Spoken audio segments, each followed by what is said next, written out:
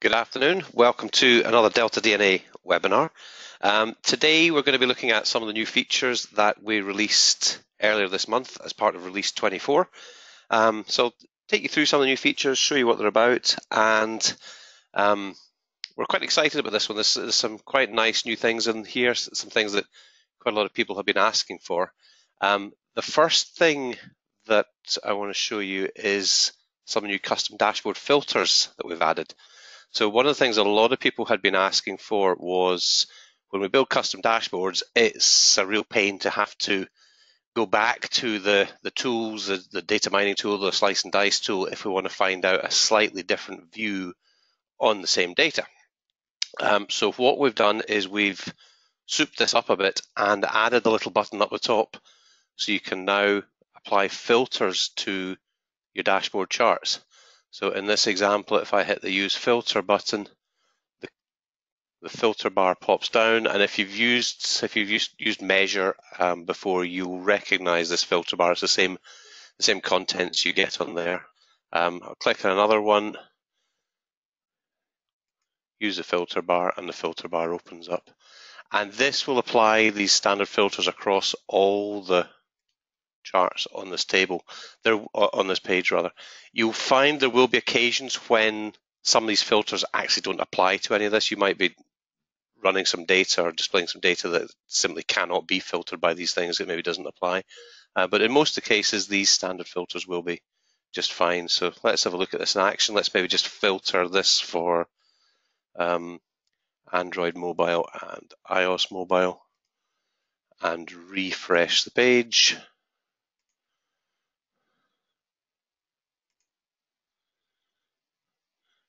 And it'll come back in a second or two with this custom dashboard now filtered for just those two device types. So this will be a big time saver, and save you having to go back into those individual tools and refilter the data, get a different view on it. What you'll also notice as a kind of common theme with some of the things I'm going to be showing you this afternoon, there's lots of little UI tweaks all over the place now. So there's lots of little helpful things. So before, if you wanted to dig into one of these charts, you'd actually have to go back. Once upon a time, you'd have to go all the way back through the navigation menu. These days, we've got an open button on them, which will take you straight back to the tool that chart was created in and load it up, and you can run it again. And there you've got the raw table view and the visualization view. If you want to see what this chart would look like with those filters applied, because as I said, some of the filters won't necessarily always apply, you can click the little box and have a, in fact it's remembered that setting has stuck within my session, so it's remembered that's what I was looking at last time. But you can play around and see what it would look like with other combinations of filters. So if you're setting up a bunch of charts and dashboards for other people in your organization, you can see the kinds of things, you can see what they're going to be doing with it and see how your charts are going to look when they start filtering them in different ways. So that's something that we're really excited about. A lot of people were asking for those custom dashboard filters, and we think that's really good. The other area where most of the work went in, most of the new features have appeared in release 24 is around about localization. So we always did have the capability to localize little simple in-game messages through Engage or your push notifications. But we've given the localization a bit of an overhaul this time round, and we've added a bunch of new stuff into it.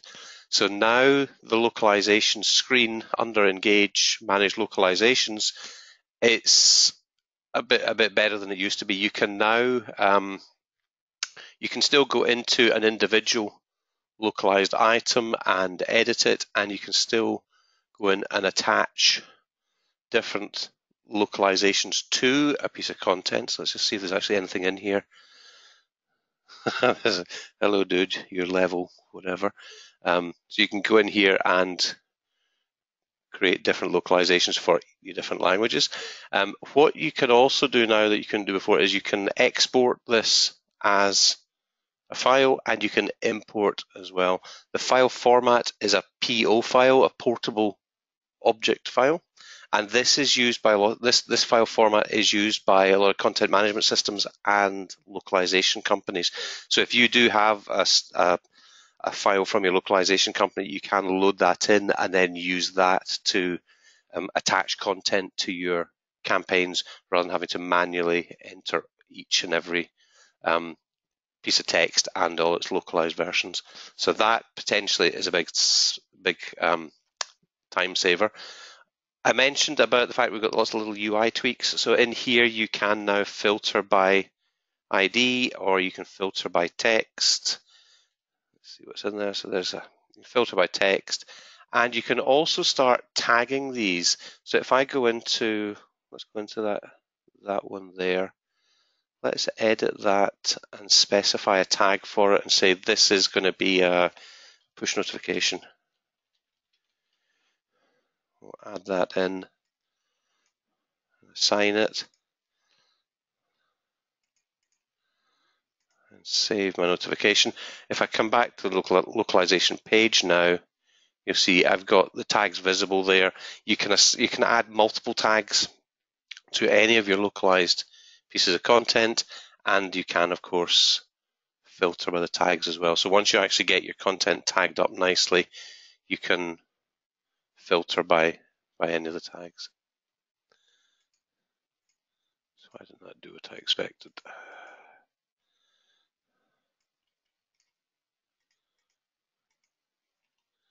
There we go, just a page refresh thing. So you can filter by any of your tags or groups of tags, so that what could become a very long wieldy list or unwieldy list is a bit more manageable. So once you've actually, this is only half of the solution with the localization. So this is just a page where you look at the list of the different pieces of localized content.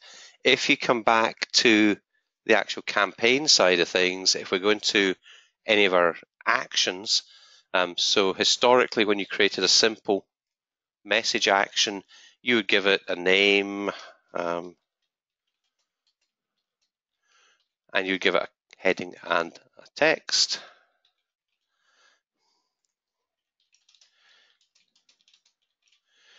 And what you can do now is, rather than actually typing all that in, you can select a localization if you've already got one, or if you don't have one, this is a new piece of text, you can just save that as it is, and we'll automatically assign an ID for that heading and action, or you can type in your own one if you have your own kind of naming and formatting rules. So you can put your own in or have it auto-assign. But what that's done is that piece of content will now be in this list. So where is it? Is that it up there? Welcome. That's it up there. So there's the heading and the text. So if I want to now go ahead and localize that, I can say get into the game, and I can go ahead and add other language variants for that. Going back to that actions page, so you can add in as many different localizations as you want there, and the way that's going to work is when Engage in-game campaign system, when it requests to see if there's any campaigns available, when that content goes back, because the device has revealed its user locale when the game started event's been fired, the system will know which piece of content to serve back to it. So that's all good. What we can also do now, let's see if I can just find that little message all over again. Welcome to my game. One of the new pieces in this, you can now add localization to game parameter content as well. So if we wanted to send some data back down to the game with that message, so let's find, I think I've got one in here called bonus. Yeah, there we go, bonus name. Let's say a large sword. I could put that in just like that, or what I can do now is I can actually choose to localize that. And there's the list of entries from my localization page. Some of them with cryptic IDs, but like I said, you can give them nice friendly IDs as well. So you can now localize game parameter content. We've gone even further than that though. What we've done in here in the image message page is we now let you attach different localizations to image messages as well. In fact, what I'll do, let me jump to a different account or different game on the system, and I'll show you one of them set up. So in this one here, let's go inside, engage in-game actions. In here, I've got some image-based messages. And basically, as before, you would load up your background image and your buttons and give them a position and scale and move them about and get them the way you like them. But now what you can do is you can add additional graphics. So you can simply just use the add button, and this brings up the same image loader and manager that has always been there, but you can now assign different languages to different pieces of content. So you can see I've loaded up a French and Spanish version of the button, and I've done the same with the background image. And we've even put in a little preview here. So if I want to preview this, let's have a look at the French version. As if by magic, it's now giving me a preview. So that's helping me preview the scale, position of things, but also the content as well. And that'll work in the same way when the request, engage request, gets made to the system and we're about to download a sprite map onto the device. It will pick from a selection of different sprite maps to make sure you get the one with the right language content in it. What's actually happening behind the scenes as you load each of these images up? In the old days, we just created a single sprite map, but now there will be separate sprite maps created for each language variant. So you're not downloading more content than you need. The device will just download the minimal sprite map that it can get away with for your language. We've also got inside the push notifications, you could localize them before. You can still localize them, so same thing going on there. You now put a message ID in, just like we did on that simple message, and we can. I've not got any localizations in there yet on this particular account, but you can load one that's been. There's the one that we created just a minute or two ago. So you can either load them in or do that, and back in the Manage Localization section, you can then assign different language content to the push notification. So that's really, really cool. The other thing you'll notice on in-game actions, not related to localization, but more related to campaign structures. Last release 23, we added in some nice new features into the campaign structure. So you could do some more sophisticated things with multiple steps and conversions and etc. What you can do now, there was also always a bit of a disconnect in when the content would deliver. Let me put that a bit better. It's essentially whether there were different rules attached to different types of content. So, for example, game parameters were always originally seen as being a way of driving A/B tests and sending content to the game, and the logic was that you would want that delivered every time the player hit a campaign point. Whereas a message, something is more like something in an inbox, you would want to send that to the player once. You wouldn't necessarily want that repeating over and over and over and over again. So there was that kind of slight difference in the way those content types behaved. Parameters would deliver on every hit of a campaign step. Messages and images would only deliver on the entrance to the step for the first time. So there was a bit of a disconnect there. What you can do now on all of these pieces of content is you've got a button, a checkbox to determine whether that gets delivered on every engage request or just on the first entry into the step. So that gives you far more granular control, and you've even got control down to the level where you can say, well, I want the message every step, and I want a couple of the parameters every step, but some of them I only want on the first hit. So you got a lot more control there. And on the image-based ones, you've got the same as well. So when you're actually starting to build out a campaign with multiple steps and maybe even multiple actions per step, you've now got a lot more control over that kind of flow and how things work. Other things that are new in here, there's a new type of action in the out of game actions area.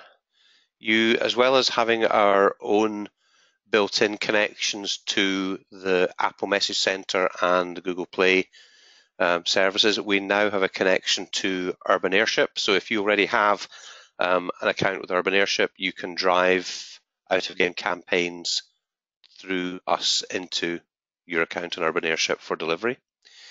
And like I say, there is lots and lots of little UI tweaks all over the place. You'll see that little filter I showed you on top of the localization page. You'll see things like that here and there. Also inside the events page, there's things to show and hide different events. So you don't need to, if you've got a long list and you've got some you don't use anymore, you can kind of make them invisible, put them on the hidden page.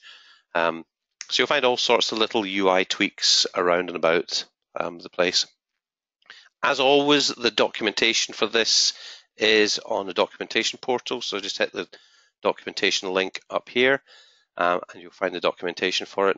This video, if you want to come back to it or share it with any of your colleagues, will go up on the documentation page in this webinar section within the next 24 hours or so. And as always, if you have any feature requests or things that you want to see us doing with the platform, new tools or features that you'd love to see, do let us know. Get in touch via the support buttons that are on the documentation portal and on the main site. So give us a shout through the support system if there's any new features you want to see or anything you're having problems with or you need any help with, and the support team will be able to help you out. As for the next release, we are already hard at work on new features and new things for the next release, for release 25. And we will be sending out an email in due course telling you what's coming and when to expect it. So thanks for watching, and give us a shout and support if there's anything you need help with. Thank you.